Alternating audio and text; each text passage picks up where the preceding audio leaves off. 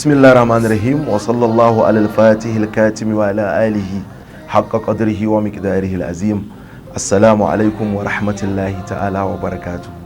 Barkanmu da shigowa wata mai alfarma, watan haihuwar wanda imani ba zai cika ba sai mun so shi fiye da uwa da uba da ɗa da dukiya da ran da yake kirji, ma'ana sayyidina rasulullahi sallallahu alaihi wa alihi wa sallam shine sanadin dukkan alkhairi na duniya da lahira. Madalla da wannan jagora. Yan uwa ku sani, shi so baya buya a zuci. Dukkan abin da kake so sai an ga alamominsa. Son uwa da uba da dukiya ko son saurayi ko budurwa ya fito duniya ta sani. Ballantana wanda ya so ka tunkan ka so shi, ya sanar da kai ubangiji da yadda za ka bauta masa, ya tsara maka rayuwa yadda za ka kubuta daga fushin Allah da azabarsa, ya zo maka da littafi mai cika da dokokin Allah subhanahu wa ta'ala, wato alkur'ani.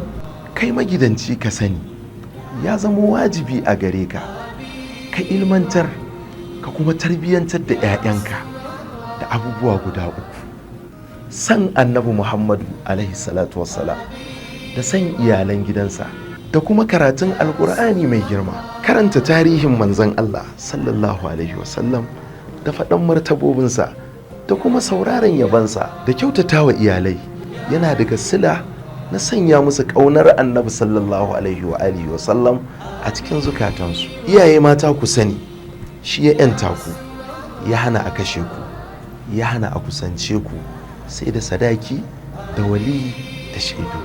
An hana ku gado, ya ce a ba ku gado. Lokaci ya yi da za ku nuna halaccinku ga manzan Allah sallallahu alaihi wasallam. Mawadata ina kuke? Ku fito ku ciyar, ku tufatar, ku 'yantar don farin cikin samuwar sayyidina rasulullahi sallallahu alaihi wasallam. Saƙon bai bar 'yan kasuwa ba, ku sassauta farashin kayayyakinku don farin cikin samuwar manzan Allah sallallahu alaihi wasallam.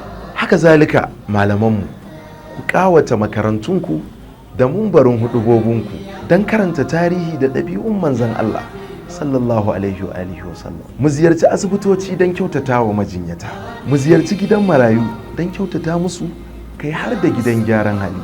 Mu kuma kyautata wa makwabtanmu don farin cikin samuwar shugaba sallallahu alaihi wasallam. Mu shirya taro don farin ciki fiye da taron walimar samun gida ko mota ko mukami a wajen aiki da makamantansu, don duk ba su kai samuwar sayyidina rasulullahi sallallahu alaihi wasallama ba.